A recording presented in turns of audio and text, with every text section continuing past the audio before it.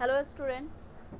So previous lecture में हम लोग डिस्कस किए थे क्लासिफिकेशन के बारे में, कुछ सिस्टम ऑफ क्लासिफिकेशन के बारे में जो अलग अलग साइंटिस्ट आके दिए थे, जिसमें से most accepted system of classification था क्या? 5 kingdom system of classification. 5 kingdom system of classification जो है उसके अकॉर्डिंग 5 किंगडम बना था, जैसे Monera, protista, fungi, Plantae and animalia. और ये जो सिस्टम ऑफ क्लासिफिकेशन है ये किसने दिया था? आर.एच. व्हिटेकर ने। और इस सिस्टम ऑफ क्लासिफिकेशन जो बेस्ड है कुछ बेसिस पे, कुछ क्राइटेरिया पे। वो कौन कौन सा क्राइटेरिया था? पहला क्राइटेरिया था सेलुलर ऑर्गेनाइजेशन, दूसरा था बॉडी ऑर्गेनाइजेशन और तीसरा था क्या? Mode of nutrition. इसके अलावा 3 और क्राइटेरिया थे, ये 2 और क्राइटेरिया थे, एक रिप्रोडक्शन था और दूसरा फाइलोजेनेटिक रिलेशनशिप था। तो ये 5 क्राइटेरिया था जिसके बेसिस पे आर.एच. व्हिटेकर ने क्लासिफिकेशन दिया था, सिस्टम ऑफ क्लासिफिकेशन दिया था, राइट। उसके बाद हम लोग वही सिस्टम ऑफ क्लासिफिकेशन को डिटेल से पढ़ेंगे इस चैप्टर में। तो सबसे पहला जो किंगडम आर.एच. व्हिटेकर ने दिया था दैट इज मोनेरा। तो मोनेरा किंगडम में उन्होंने कौन से ऑर्गेनिज्म को प्लेस किया था? Prokaryotic unicellular organism. तो मोनेरा किंगडम में जितने भी ऑर्गेनिज्म प्रोकैरियोट हैं और सिंगल सेल से बने हुए हैं वो सारे ऑर्गेनिज्म का किंगडम क्या है? मोनेरा है। मोनेरा किंगडम में हम लोग देखेंगे कि कोई भी वेल डिफाइंड न्यूक्लियस नहीं मिलेगा किसी भी ऑर्गेनिज्म में, और न ही सेल ऑर्गेनेल मिलता है, राइट। और अगर हैबिटेट देखें मोनेरा का, मोनेरा किंगडम में जितने भी ऑर्गेनिज्म आते हैं उनका अगर हैबिटेट देखें तो वो सारे कंडीशन में सर्वाइव कर लेते हैं। और एनसीईआरटी में एक लाइन लिखा हुआ है, अ handful of soil contain hundreds of bacteria. मतलब क्या है? इस लाइन का क्या मतलब है कि जो मोनेरा किंगडम के ऑर्गेनिज्म हैं उनका पॉपुलेशन भी बहुत ज़्यादा है। एक तो वो हर जगह सर्वाइव कर लेते हैं, ऑल एक्सट्रीम कंडीशन में, everywhere, in air, in water, हर जगह रहते हैं। और दूसरा उनका पॉपुलेशन भी बहुत ज़्यादा है, राइट। मोनेरा किंगडम में हम लोग कुछ ऑर्गेनिज्म के बारे में पढ़ेंगे, जैसे आर्कीबैक्टीरिया। आर्कीबैक्टीरिया को एंशिएंट बैक्टीरिया भी कहते हैं। और किसके बारे में पढ़ेंगे? तो eubacteria. Then we will study about cyanobacteria and then mycoplasma. उसके बाद हम लोग और भी कुछ ऑर्गेनिज्म के बारे में पढ़ेंगे जिनका किंगडम मोनेरा तो नहीं है बट इस किंगडम में हम उनको पढ़ेंगे, जैसे वायरस, वायरॉइड्स, प्रायॉन्स। तो ये सब हम लोग इस किंगडम में उसको देखेंगे, लेकिन उन वायरस का कोई किंगडम नहीं होता है, ये हम लोग जब वायरस पढ़ेंगे तो उस टाइम देखेंगे, ठीक है। तो चलिए स्टार्ट करते हैं with the first type of organism of monera kingdom, that is archaebacteria. Archaebacteria क्या होते हैं? आर्कीबैक्टीरिया क्या है? एंशिएंट बैक्टीरिया है। और ये जो बैक्टीरिया हैं ये मोस्ट हार्श कंडीशन में सर्वाइव कर सकते हैं। एक्सट्रीमली हार्श कंडीशन मतलब एक्सट्रीमली सॉल्टी एरियाज में भी रहेंगे, हॉट स्प्रिंग्स जहाँ पे काफ़ी ज़्यादा टेम्परेचर होता है वहाँ पे भी रहते हैं, एसिडिक कंडीशन में भी रहते हैं, मार्सी एरियाज़ में भी रहते हैं। तो जहाँ पे भी कंडीशन अनफेवरेबल होता है, हार्श कंडीशन होता है, वहाँ पे आर्कीबैक्टीरिया सर्वाइव करते हैं। जैसे जो आर्कीबैक्टीरिया सॉल्टी एरियाज में रहते हैं उसको बोलते हैं हैलोफाइल्स।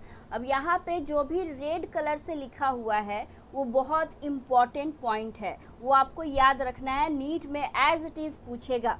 दोज आर्कीबैक्टीरिया विच सर्वाइव और which found in extreme salty areas they are known as halophiles. क्या बोलते हैं उनको? Halophiles. Sorry and those archaebacteria which found in hot springs they are known as thermoacidophiles, right। और जो archaebacteria Marcy areas में रहते हैं, मॉइस्ट सॉइल में ग्रो करते हैं, they are known as methanogens. तो आर्कीबैक्टीरिया का अलग अलग नेम है उनके हैबिटेट के बेसिस पे। अगर वो बहुत ही हार्श कंडीशन में रहते हैं तो फिर उनका, जैसे सॉल्टी एरियाज में, अगर एक्सट्रीम सॉल्टी एरियाज में रहे तो क्या बोले उसको? हैलोफाइल्स बोले। और अगर एक्सट्रीम हॉट स्प्रिंग में रह रहे हैं, हाई टेम्परेचर में रह रहे हैं तो उनको थर्मोएसिडोफाइल्स बोलते हैं। तो उनके हैबिटेट के बेसिस पे आर्कीबैक्टीरिया का अलग अलग नेमिंग दिया जाता है। आर्कीबैक्टीरिया जो होते हैं वो हार्श कंडीशन में कैसे सरवाइव कर पाते हैं, और सब बैक्टीरिया जो ट्रू बैक्टीरिया होता है वो क्यों नहीं कर पाता है, क्या डिफरेंसेस है।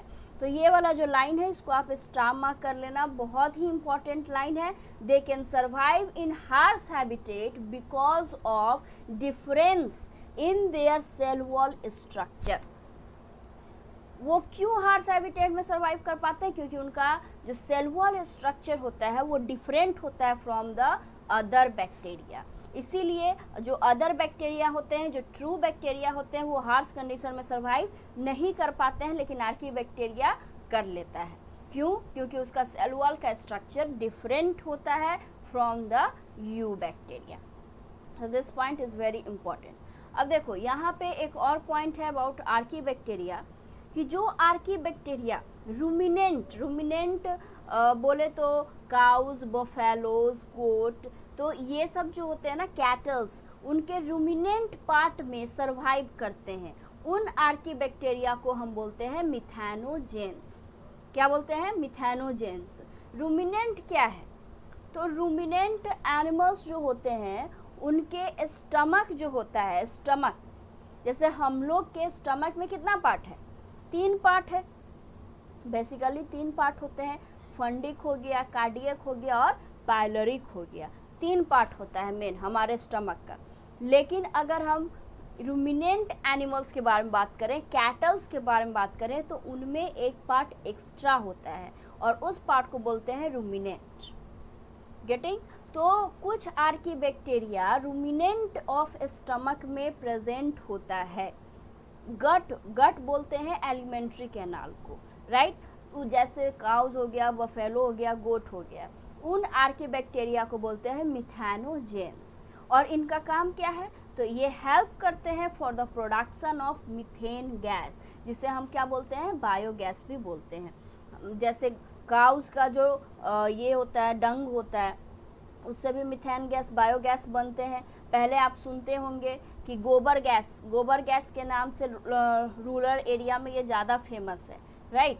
तो वो मिथेनोजेंस जो होते हैं वो रिस्पॉन्सिबल होते हैं for the production of methane gas, and methanogens are archaebacteria. Getting? तो ये कुछ इंपॉर्टेंट पॉइंट है आर्कीबैक्टीरिया के बारे में जो आपको याद रखना है, रट लेना है। This are very important point, right? अब हम लोग मूव करते हैं with the new organism of monera kingdom, that is eubacteria. और पूरे चैप्टर में, पूरे मोनेरा किंगडम में आपको यू बैक्टीरिया ही पढ़ना है, ट्रू बैक्टीरिया ही पढ़ना है। तो यू बैक्टीरिया को क्या बोलते हैं? ट्रू बैक्टीरिया बोलते हैं, राइट? जो बैक्टीरिया होते हैं, बैक्टीरिया, उनका मोड ऑफ न्यूट्रिशन की अगर हम बात करें तो various type of mode of nutrition होता है, उनमें बहुत सारे टाइप का मोड ऑफ न्यूट्रिशन होता है। In fact you can say all mode of nutrition are found in you bacteria. जैसे they are autotrophs, they are chemosynthetic autotrophs, they can be heterotrophs. तो उनका जो मोड ऑफ न्यूट्रिशन होता है वो वेरी करता है from one bacteria to another bacteria. अब जो हेट्रोट्रॉफिक मोड ऑफ न्यूट्रिशन के जो बैक्टीरिया होते हैं, they are the most abundant in nature. और ये नीट में क्वेश्चन पूछा हुआ है कि कौन सा बैक्टीरिया सबसे ज़्यादा ये पॉपुलेशन होता है या सबसे ज़्यादा अमाउंट में मिलता है नेचर में, कौन सा बैक्टीरिया का सबसे ज़्यादा पॉपुलेशन देखा गया है? The answer is heterotrophic bacteria. तो यहाँ पे जितना भी पॉइंट्स लिखे गए हैं सब आपको याद कर लेना है, रट जाना है, सब पे क्वेश्चन बना हुआ है और सब पे क्वेश्चन पूछेगा। गेटिंग? अब देखिए, कुछ बैक्टीरिया जो होते हैं वो डिकम्पोजर्स भी होते हैं। In fact most of the bacteria are decomposers, they decompose the dead and organic material. अब मैंने जब आप लोगों को बताया था ऑटोट्रॉपिक बैक्टीरिया के बारे में, तो मैंने बोला था 2 टाइप के बैक्टीरिया होते हैं, एक होते हैं फोटो ऑटोट्रॉप्स और दूसरा होते हैं कीमो ऑटोट्रॉप्स। फोटो ऑटोट्रॉप्स का मतलब होता है जो लाइट एनर्जी को यूज करके फूड का सिंथेसिस करता है, they are called photoautotrophs. और कीमो ऑटोट्रॉप्स का मतलब होता है कि जो इनऑर्गेनिक सब्सटेंसेस जैसे नाइट्रोजन, फास्फोरस, आयरन, सल्फर, इन सब का यूज़ करके एनर्जी को रिलीज करता है और उस एनर्जी जो रिलीज हुआ है एनवायरनमेंट में, उस एनर्जी को फिर यूटिलाइज करते हैं। तो they are known as chemosynthetic autotrophic bacteria. Basically they oxidise various inorganic substance. Oxidation process आप लोग पढ़े होंगे केमिस्ट्री में। ऑक्सीडेशन का क्या मतलब होता है? ऑक्सीडेशन का मतलब होता है या तो एडिंग ऑफ ऑक्सीजन, या तो ऑक्सीजन अटैच हो जाना या हाइड्रोजन निकल जाना।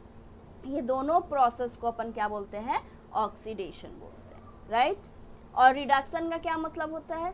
रिडक्शन का मतलब होता है या तो ऑक्सीजन निकल जाना सब्सटेंस से या फिर ऑक्सीजन ये हाइड्रोजन ऐड हो जाना। एडिंग ऑफ हाइड्रोजन और releasement of oxygen is this process is called reduction, और उसका जस्ट अपोजिट क्या हो जाता है? ऑक्सीडेशन। तो कीमोसिंथेटिक ऑटोट्रॉपिक बैक्टीरिया जो है वो ऑक्सीडेशन करते हैं, वो ऑक्सीडाइज करते हैं इनऑर्गेनिक सब्सटेंसेस को। फॉर एग्जांपल हम लोग देख सकते हैं कि अमोनिया, अमोनिया का फॉर्मूला क्या होता है? NH3, right. अमोनिया कन्वर्ट हुआ किस में? नाइट्राइट्स में। नाइट्राइट्स का फॉर्मूला क्या होता है? NO2 minus. फिर वो फर्दर कन्वर्ट होगा किस में? नाइट्रेट्स में। तो यहाँ आप देख रहे हैं कि NH3 कन्वर्ट हो रहा है NO2 माइनस, यहाँ पे हाइड्रोजन निकल रहा है और ऑक्सीजन ऐड हो रहा है। तो दिस प्रोसेस इज ऑक्सीडेशन। फिर फर्दर क्या हुआ? NO2 माइनस कन्वर्ट हो गया किस में? नाइट्रेट्स में, NO3 माइनस में, यानी एक और ऑक्सीजन क्या हो गया? ऐड हो गया, तो ऑक्सीडेशन हो रहा है। तो इसी प्रोसेस को बोलते हैं क्या? नाइट्रोजन का ऑक्सीडेशन होना। और ड्यूरिंग ऑक्सीडेशन ऑफ नाइट्रोजन क्या होता है? एनर्जी रिलीज होता है जो कि यूटिलाइज हो जाता है किसमें? As a ATP। बैक्टीरिया उसको यूज कर लेता है। तो they are called chemosynthetic autotrophic bacteria. और बैक्टीरिया जनरली 4 एलिमेंट का यूज करता है एनर्जी ऑब्टेन करने में, रिसाइकल करता है न्यूट्रिएंट्स को। और वो कौन कौन सा है? नाइट्रोजन, फॉस्फोरस, आयरन और सल्फर। गेटिंग? तो बैक्टीरिया का मोड ऑफ न्यूट्रिशन बहुत सारे टाइप्स के होते हैं। ऑटोट्रॉपिक भी होता है, हेट्रोट्रॉपिक भी होता है। ऑटोट्रॉपिक में भी बहुत सारे टाइप के होते हैं। कीमो ऑटोट्रॉप्स होते हैं, फोटो ऑटोट्रॉप्स होते हैं, राइट। अब हम लोग बैक्टीरिया का कुछ टाइप्स देखते हैं। कौन कौन से टाइप्स के बैक्टीरिया होते हैं? Based on shape of bacteria, उसका शेप क्या है, उस बेसिस पे बैक्टीरिया जो होते हैं वो 5 डिफरेंट टाइप्स ऑफ बैक्टीरिया होते हैं। अब देखिए यहाँ पे जब मैं बैक्टीरिया बोलूँगी तो इसका मतलब यू बैक्टीरिया ही होता है। जनरल लाइफ में जो बैक्टीरिया के बारे में हम जानते हैं या पढ़ते हैं या देखते हैं वो यू बैक्टीरिया ही है। गेटिंग? तो यू बैक्टीरिया को आप बैक्टीरिया भी बोल सकते हैं। तो अगर शेप की बात करें, उसके आकार की बात करें, तो on the basis of shape bacteria are of how many types? 5 different types. पहला टाइप है कोकी बैक्टीरिया। कोकी का मतलब होता है circular, round in shape, spherical in shape, तो उसको क्या बोलते हैं? कोकी बैक्टीरिया। अब जिस भी बैक्टीरिया के पीछे कोकस लगा होता है उसका शेप कैसा होगा? स्फेरिकल होगा। जैसे यहाँ पे आप देख सकते हैं क्या लिखा हुआ है? डिप्लोकोकस एग्जाम्पल में, स्ट्रेप्टोकोकस। तो ये सारे बैक्टीरिया का शेप कैसा हो जाएगा? सर्कुलर हो जाएगा, स्फेरिकल हो जाएगा। गेटिंग? जो दूसरा टाइप है बैक्टीरिया का on the basis of shape of bacteria, that is bacillus. Bacillus का मतलब होता है rod shape bacteria, rod like shape. अब जिस भी बैक्टीरिया के पीछे बैसिलस लग जाएगा उसका शेप कैसा होगा? रॉड लाइक होगा, जैसे लैक्टोबैसिलस। और लैक्टोबैसिलस के बारे में आप पढ़े भी हो, वो क्या चीज़ में यूज़ होता है? कर्ड के फॉर्मेशन में, सिंथेसिस में यूज़ होता है। आगे आएगा जब हम लोग बैक्टीरिया का यूजेस पढ़ेंगे ना, तो वहाँ अपन आगे देखेंगे। जो नेक्स्ट टाइप है on the basis of shape of bacteria, that is called vibrio. Vibrio का मतलब होता है कॉमा शेप्ड बैक्टीरिया, और इसका एग्जाम्पल है वाइब्रियो कॉलरा। वाइब्रियो कॉलरी भी बोल सकते हैं। वाइब्रियो कॉलरी एक डिजीज कॉज करता है जिसका नाम क्या है? Cholera disease. तो इससे आपको क्या मतलब, इससे आप क्या सीखें कि कॉलेरा जो है वो एक बैक्टीरियल डिजीज है। और वो कौन से बैक्टीरिया से कॉज होता है, तो वो होता है वाइब्रियो कॉलरी से, राइट। नेक्स्ट टाइप जो है on the basis of shape of bacteria that is called spirillum. Spirillum का मतलब होता है स्पाइरल शेप्ड बैक्टीरिया, और इसका एग्जांपल क्या है, रोडोस्पाइरलम। वैसे ही लास्ट टाइप जो है शेप ऑफ बैक्टीरिया का दैट इज माइसीलियल। माइसीलियल का मतलब होता है थ्रेड लाइक स्ट्रक्चर। जैसे आप जब फंजाई पढ़ोगे, फंजाई, तो फंजाई को माइसिटीज बोलते हैं। क्या बोलते हैं, जैसे कोई भी आएगा फंजाई का कोई भी टर्म आएगा, जैसे माइकोलॉजी मतलब स्टडी ऑफ फंजाई हो गया, तो जो माइसिटीज है, माइसीलियम है, ये बॉडी स्ट्रक्चर ऑफ फंजाई को बोलते हैं माइसीलियम। मतलब फंजाई जो होता है वो पूरा थ्रेड लाइक स्ट्रक्चर से बना होता है। एक थ्रेड को बोलते हैं हाइफी और ग्रुप ऑफ हाइफी को बोलते हैं माइसीलियम। तो माइसीलियल बैक्टीरिया का शेप कैसा हो जाएगा, थ्रेड लाइक स्ट्रक्चर हो जाएगा, और इसका एग्जाम्पल है स्ट्रेप्टोमाइसीस, राइट। तो आपको एक एक एग्जाम्पल याद रखना है, शेप याद रखना है। तो ये डिफरेंट टाइप्स ऑफ बैक्टीरिया था on the basis of shape. अब हम लोग देखेंगे बैक्टीरिया का classification, different types of bacteria on the basis ऑफ प्रेजेंस और एब्सेंस ऑफ फ्लैजला। जैसे कुछ बैक्टीरिया ऐसे होते हैं जिनमें फ्लैजला का यूज़ नहीं होता है। कोई फ्लैजला का मतलब क्या होता है, फ्लैजला एक स्ट्रक्चर है, हम लोग देखेंगे कैसा स्ट्रक्चर है। तो फ्लैजला एक स्ट्रक्चर है जो हेल्प करता है क्या चीज़ में, मूवमेंट में, और ब्रॉड होता है बेस पे, बेस में ब्रॉड होता है, चौड़ा होता है नीचे से, और ऊपर से क्या होता है, नैरो होता है। Broad at base and tip and narrow at tip, that is called flagella which helps in movement, getting. या फिर बैक्टीरिया इसे फूड को ट्रैप करने में भी यूज़ करते हैं फ्लैजला को। तो कुछ बैक्टीरिया में फ्लैजला होते हैं, कुछ बैक्टीरिया में फ्लैजला नहीं होते हैं। तो जिन बैक्टीरिया में फ्लैजला प्रेजेंट होता है उसको बोलते हैं ट्राइकस बैक्टीरिया, और जिन बैक्टीरिया में फ्लैजला एब्सेंट होता है उसको बोलते हैं एट्राइकस बैक्टीरिया, राइट।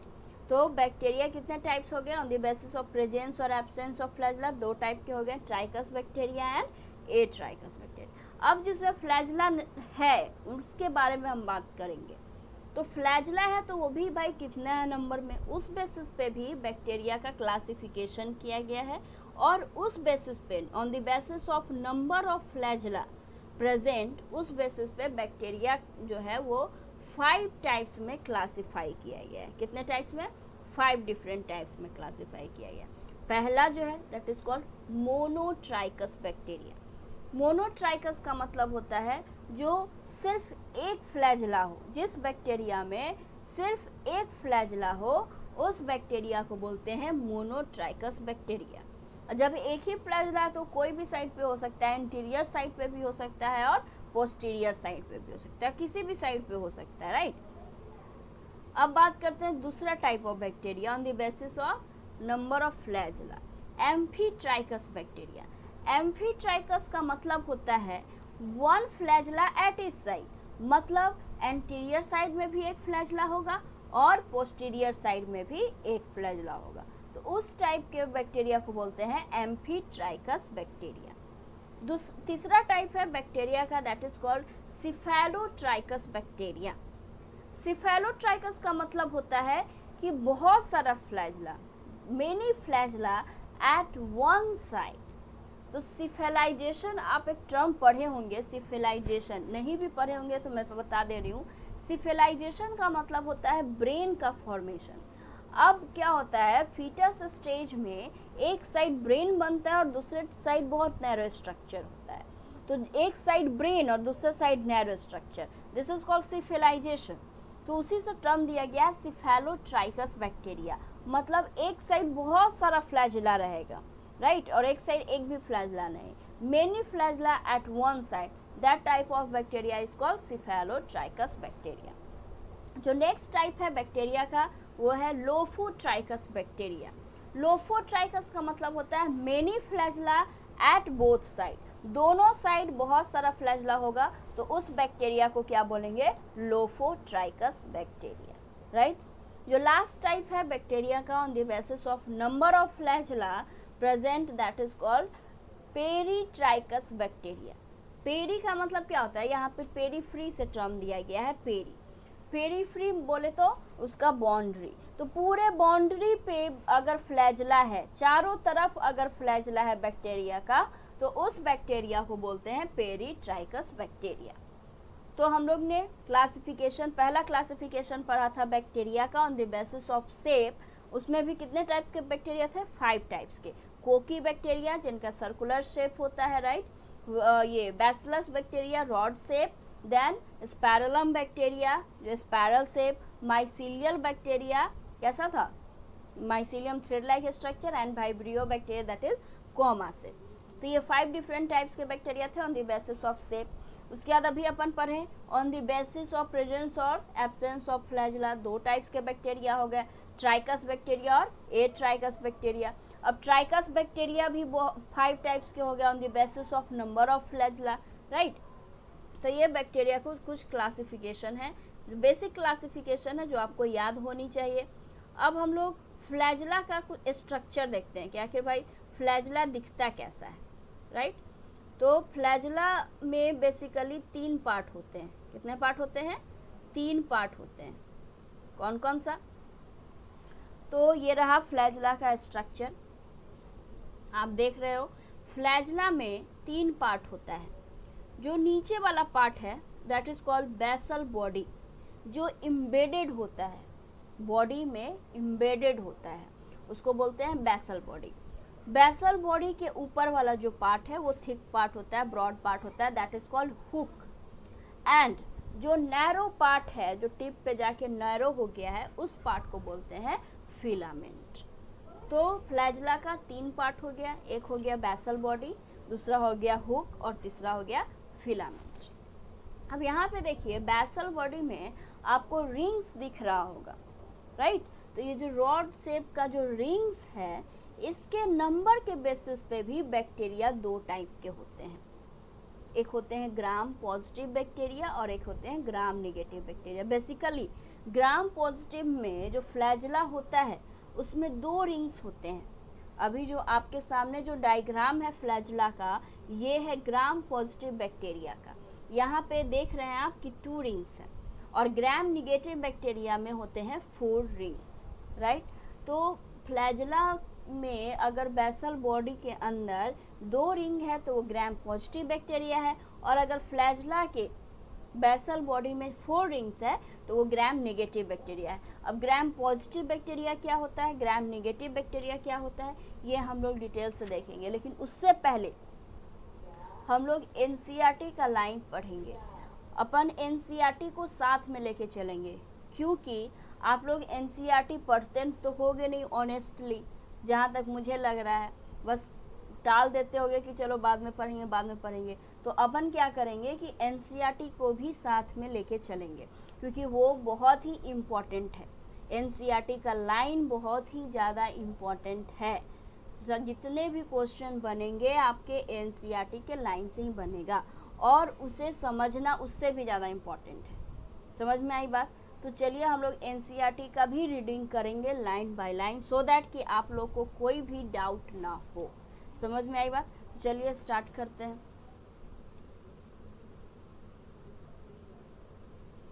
एनसीईआरटी में जैसे कि हम लोग ने क्लासिफिकेशन देखा था, राइट।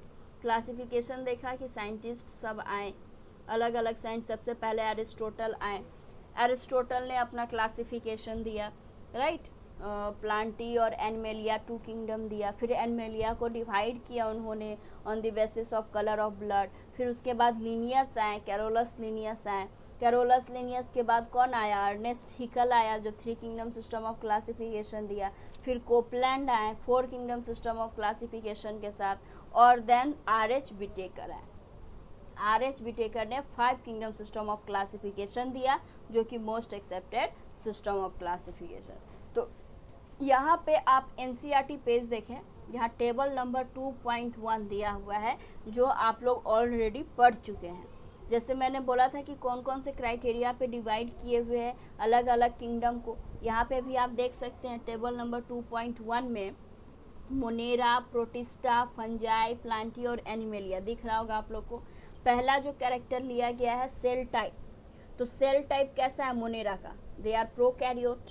प्रोटिस्टा कैसे हैं, they are eukaryote. Fungi eukaryote, plantae eukaryote और एनिमेलिया यूकैरियोट। जो दूसरा कैरेक्टर लिया गया है दैट इज सेल वॉल।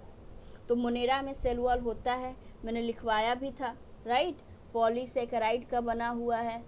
उसके बाद मैंने ये भी बताया था कि प्रोटिस्टा में भी कुछ प्रोटिस्टा में सेल वॉल होते हैं और वो किससे बने होते हैं, तो सेलुलोज से बना होता है। अब यहाँ पे फंजाई की अगर बात करें तो फंजाई में भी सेल वॉल होते हैं और सेल वॉल किसका बना होता है, काइटिन का बना होता है। फिर प्लांटी की बात करें तो प्लांटी में तो ऑब्वियसली सेल वॉल होंगे ही, that is made up of cellulose. और एनिमल में कोई सेल वॉल नहीं होता है। जो दूसरा कैरेक्टर टेबल में दिया हुआ है दैट इज न्यूक्लियर मेम्ब्रेन और यू कैन से बॉडी, ये न्यूक्लियर मेम्ब्रेन। तो आपको पता है कि जो प्रोकैरियोट्स होते हैं उनमें न्यूक्लियर मेम्ब्रेन एब्सेंट होता है, तो मोनेरा में एब्सेंट होगा, बाकी चारों में क्या होगा, प्रेजेंट होगा। जो नेक्स्ट है कैरेक्टर जिसके बेसिस पे क्लासिफिकेशन किया गया है दैट इज क्या, बॉडी ऑर्गेनाइजेशन। बॉडी ऑर्गेनाइजेशन, तो अगर बॉडी ऑर्गेनाइजेशन की बात करें तो मोनेरा भी यूनिसेलुलर है, सेलुलर बॉडी ऑर्गेनाइजेशन।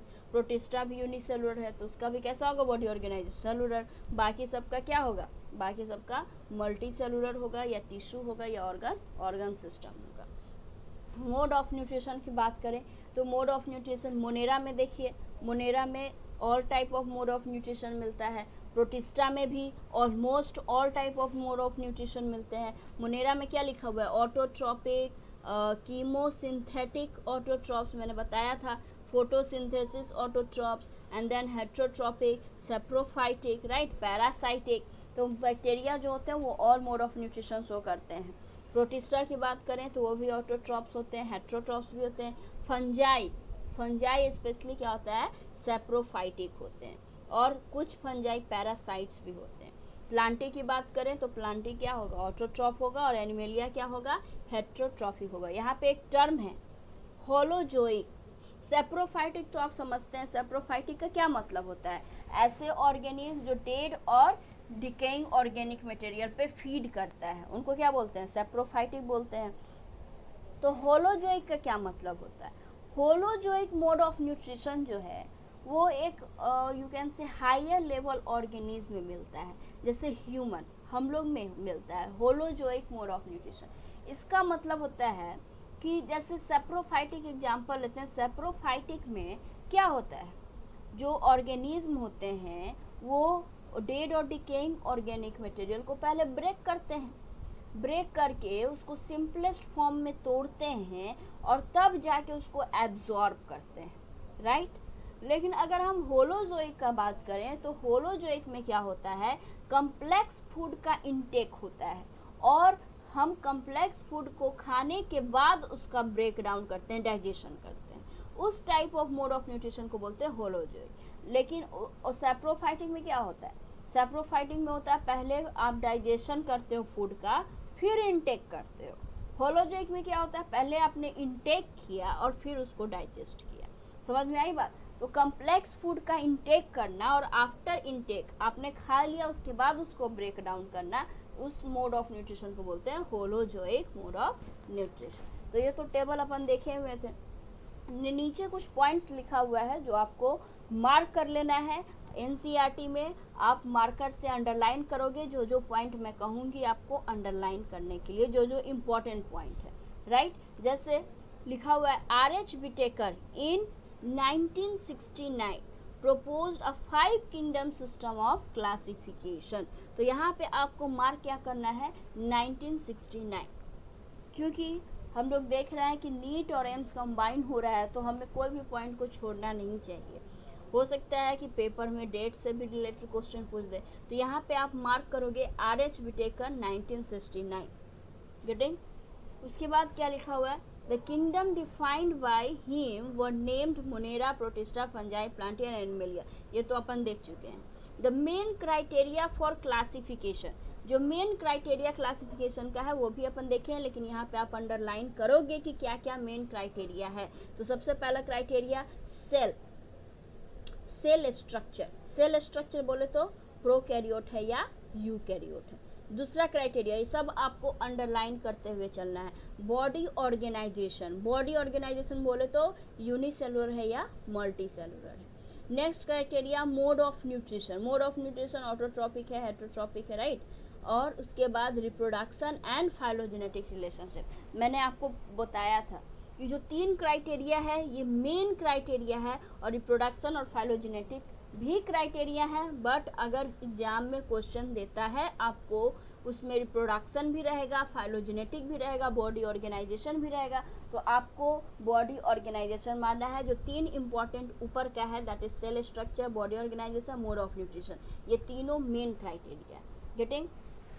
चलिए अब हम लोग नेक्स्ट पैराग्राफ पे आते हैं। नेक्स्ट पैराग्राफ लिखा हुआ है कार्ल लुईस के बारे में, जो 3 डोमेन सिस्टम जो प्रपोज किया था, जिसमें क्या किया था, थर्ड डोमेन में कार्ल लुईस ने थर्ड डोमेन में बाकी सारे को रख दिया था, जितना भी, जैसे यहाँ पे लिखा हुआ है आप देख सकते हैं, the 3 domain system has also been proposed that divide the kingdom Monera into 2 domains, ये knowing the remaining eukaryotic kingdom in the third domain. और यही रीजन था कि उनका फेल हो गया। थर्ड डोमेन में बाकी सारे यूकैरियोटिक को रखें और फर्स्ट और सेकेंड डोमेन में प्रोकैरियोटिक को रखे थे कार्ल लुईस ने, जो कि हम लोग ने डिस्कस कर लिया था। नेक्स्ट पैराग्राफ में कुछ इंपॉर्टेंट नहीं है, अपन देखे हुए हैं कि क्या है क्या नहीं। नेक्स्ट पेज पे चलते हैं, एनसीईआरटी के नेक्स्ट पेज पे। इस पैराग्राफ में अगर कोई भी डाउट होगा आप रीड करना, जब मौका मिलेगा तो अपन मिलेंगे जब लाइव में, तो आप पूछ लेना। नेक्स्ट पेज पे आते हैं।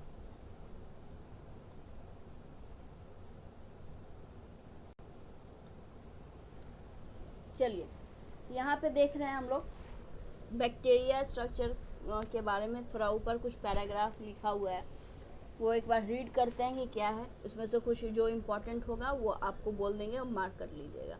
Though the bacterial structure is very simple, they are very complex in behavior. बोला जाता है कि बैक्टीरिया का स्ट्रक्चर बहुत सिंपल, ऑब्वियस सी बात है सिंपल ही होगा ना जी, एक सेल का बना हुआ है, प्रोकैरियोट है, कोई सेल ऑर्गेनेल नहीं है, तो स्ट्रक्चर कैसा होगा, सिंपल होगा। लेकिन उनका बिहेवियर कम्प्लेक्स है। ये कहने का क्या मतलब है कि all type of mode of nutrition show करता है, डिफरेंट टाइप ऑफ शेप्स होते हैं, राइट। तो बिहेवियर जो है वो बहुत कम्प्लेक्स है, बट बॉडी स्ट्रक्चर क्या है, बहुत ही सिंपल है, राइट। अब बैक्टीरिया जो होते हैं, bacteria is a group that show the most extensive metabolic diversity.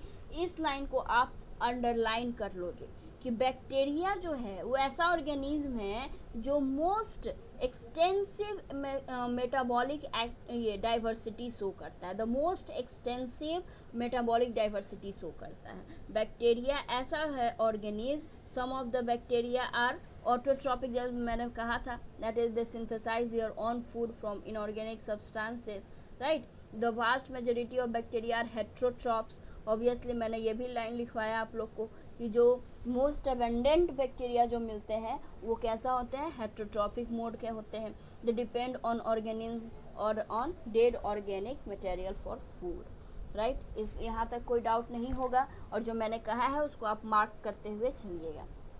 Archaebacteria, तो आर्कीबैक्टीरिया के बारे में भी अपन बहुत सारे पॉइंट्स लिखे हैं कि वो हार्श कंडीशन में रहता है, एक्सट्रीम हार्श हैबिटेट होते हैं उनके, जैसे यहाँ पे लिखा हुआ है, these bacteria ये special since they live in some of the most harsh habitats such as extreme salty areas, they are called halophiles.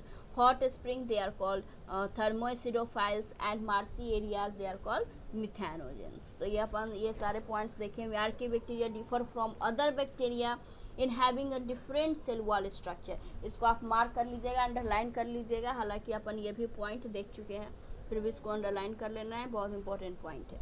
The feature is responsible for their survival in extreme condition. तो इस पर exam में question बना हुआ था कि कौन सा फीचर है आर्कीबैक्टीरिया का जो रिस्पॉन्सिबल है उसके हार्श कंडीशन के सर्वाइवल के लिए, हार्श हैबिटेट के लिए, राइट। तो आंसर क्या हो जाएगा, सेल वॉल स्ट्रक्चर।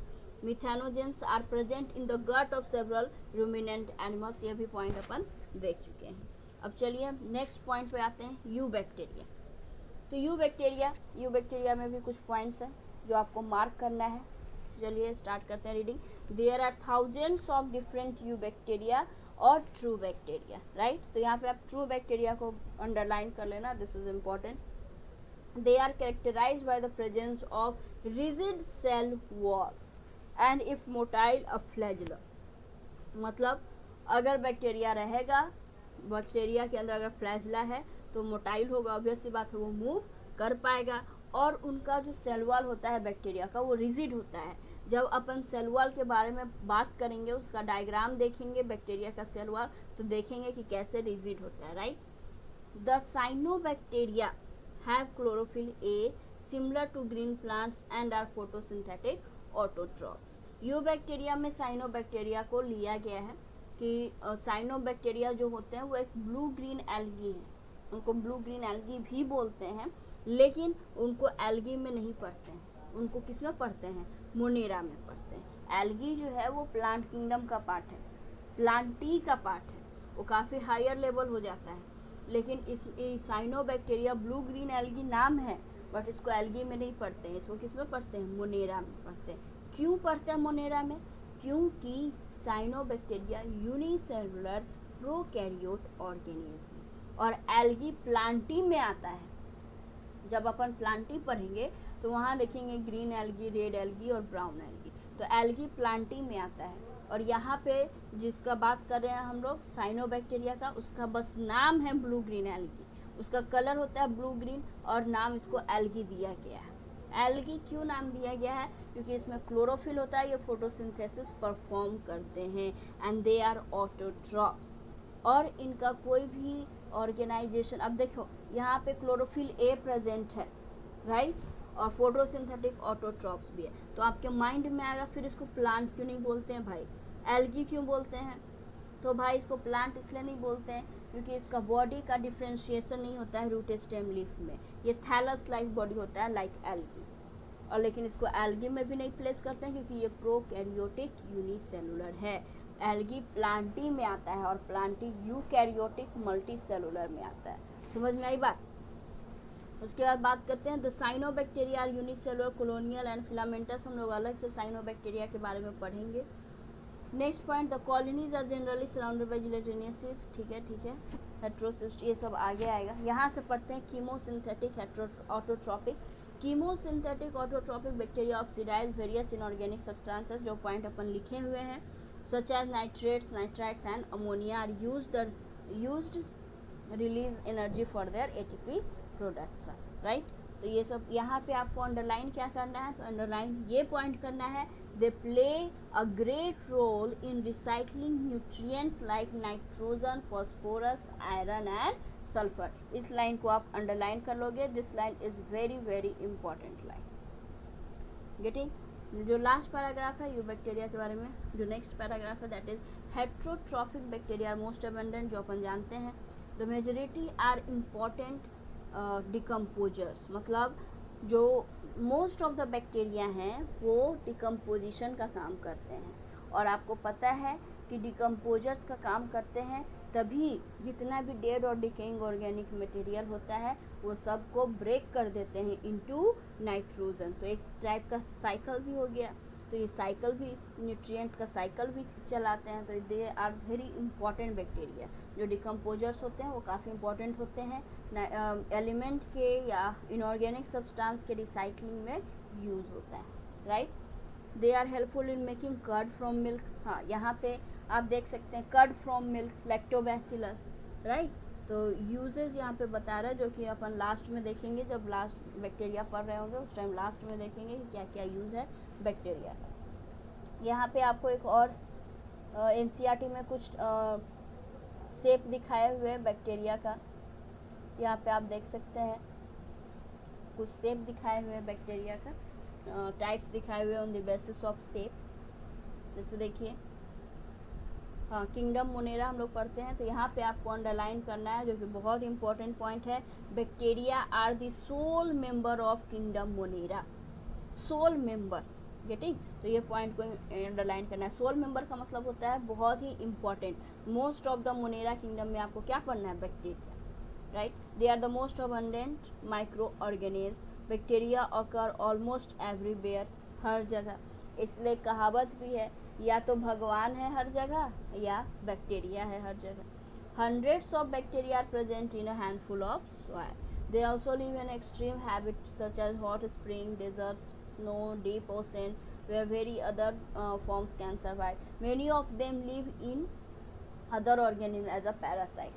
बहुत सारे बैक्टीरिया होते हैं जो डिजीज कॉजिंग बैक्टीरिया होते हैं स्पेशली, तो दे आर पैरासाइट ना, वो अंदर रहेंगे तभी तो वो डिजीज कॉज कर पाएंगे।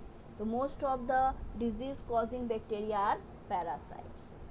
अब बात करते हैं bacteria are grouped under 4 category based on their self. हाँ, यहाँ पे आपको एक पॉइंट बताना है कि एनसीईआरटी में लिखा हुआ है 4 categories based on their self, तो यहाँ कंफ्यूज नहीं होने का। आपसे एग्जाम में ये नहीं पूछने वाला है कि 4 कैटेगरीज होता है कि 5 कैटेगरीज होता है।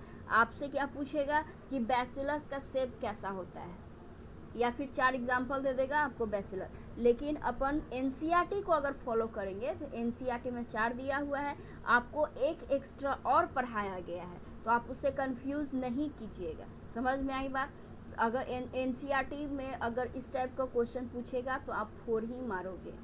यहाँ पे कंफ्यूज नहीं करना है कि मैम एनसीईआरटी में 4 दिया हुआ है और आपने पढ़ाया है 5, ऐसा कुछ भी नहीं है। आपसे एग्जाम में ये नहीं पूछने वाला है कि हाँ शेप के बेसिस पे 5 टाइप का होता है कि 4 टाइप का होता है कि 3 टाइप का होता है। आपसे एग्जाम में ये पूछेगा कि बैसिलस का शेप क्या होता है, वाइब्रियो का शेप क्या होता है, एग्जाम्पल क्या होता है। समझ में आई बात? तो आपको उस पर फोकस करना है। हाँ, लेकिन आपको एक एक्स्ट्रा पढ़ाया गया है। समझ में आई बात? तो bacteria are grouped under the 4 categories based on their shape. The spherical coccus the spherical shape, rod shape को बैसिलस बोलते हैं, कॉमा शेप को वाइब्रियम बोलते हैं, वाइब्रियम सिंगुलर है वाइब्रियो का, एंड द स्पायरल ये स्पायरलम बोलते हैं, राइट, रोडोस्पायरलम स्पायरल शेप को। तो वो आपको याद रखना है, एक्स्ट्रा आपको पढ़ाया गया, दैट इज माइसीलियम, राइट। तो चलिए यहाँ तक हम लोग आज यहीं तक पढ़ते हैं। नेक्स्ट क्लास में हम लोग फिर पढ़ेंगे ग्राम निगेटिव और ग्राम पॉजिटिव का डिफ्रेंशिएशन, कि क्या डिफरेंसेस है ग्राम निगेटिव और ग्राम पॉजिटिव में, और आगे फिर यू बैक्टीरिया को ही कंटिन्यू करेंगे। यहाँ पे आपको कोई भी डाउट हो, कुछ भी हो, तो जब मैं लाइव आऊँगी तो फिर आपको क्लियर कर दूँगी। और आपको एनसीईआरटी एक बार खुद से पढ़ना है, और जो भी मैंने एनसीईआरटी में अंडरलाइन करवाया है वो आपको नोट्स में स्टार मार्क करके लिख लेना है। वो आपको आपके लिए इजी होगा। रिवाइज करते टाइम आपको एनसीईआरटी एक्स्ट्रा से पढ़ने की ज़रूरत नहीं पड़ेगी, तब बर्डन थोड़ा कम लगेगा आपको। समझ में आई बात? तो आपको करना क्या है, नोट्स तो पढ़ना ही है। नोट्स जब आप बनाओगे तो नोट्स के साथ जो भी मार्क किया गया है एनसीईआरटी में, जो भी लाइन, वो लाइन आप स्टार मार्क करके लिख लोगे। समझ में आई बात? यहाँ पे एक और पैराग्राफ है किंगडम मोनेरा के ऊपर, उसमें एक बार रीड कर देते हैं सो दैट कि आप लोगों को कोई कन्फ्यूज़न ना रहे। तो in there was green plant cellulose, हाँ, when such characteristics were considered the fungi are placed. हाँ, जैसे मैंने कहा था इसमें ये लिखा हुआ है कि जो फंजाई है उसके अंदर प्लांट का भी कैरेक्टर होता है, एनिमल का भी कैरेक्टर होता है, तो इसलिए उसको कोई प्लांट या एनिमल किंगडम में नहीं रखा गया, उसके लिए एक अलग किंगडम बनाया गया, राइट।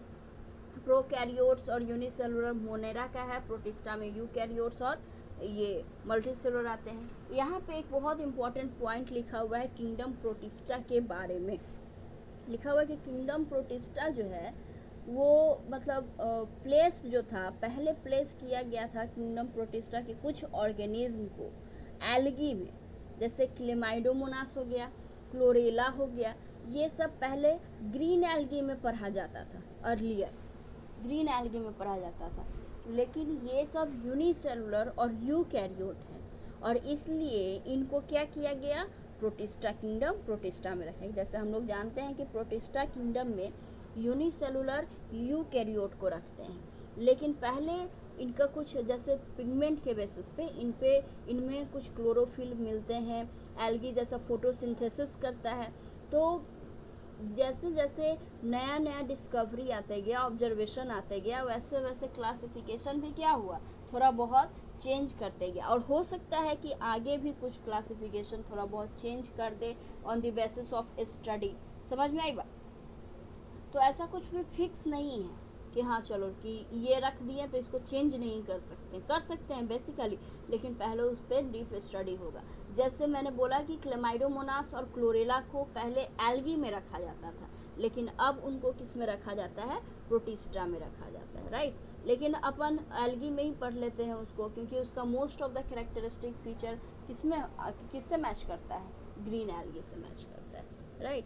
इसके बाद इसमें हम लोग बहुत सारे ये फिजियोलॉजिकली रिप्रोडक्टिव सिमिलैरिटीज़, बहुत सारे ये क्राइटेरिया के बारे में लिखा हुआ है जो कि जानते ही हैं। हाँ, एक टर्म आता है इसमें फाइलोजेनेटिक रिलेशनशिप, जिसके बारे में मैंने पहले भी आपको बताया था टैक्सोनॉमी, जब अपन फर्स्ट चैप्टर पढ़ रहे थे लिविंग वर्ल्ड, वहाँ पे भी बताया था कि फाइलोजेनेटिक रिलेशनशिप क्या होता है, इवोल्यूशनरी रिलेशनशिप क्या होता है। अगर वो आपको ध्यान होगा फिर इस यहाँ तक में आपको कोई दिक्कत नहीं होगा, कोई वर्ड में कन्फ्यूज़न नहीं होगा।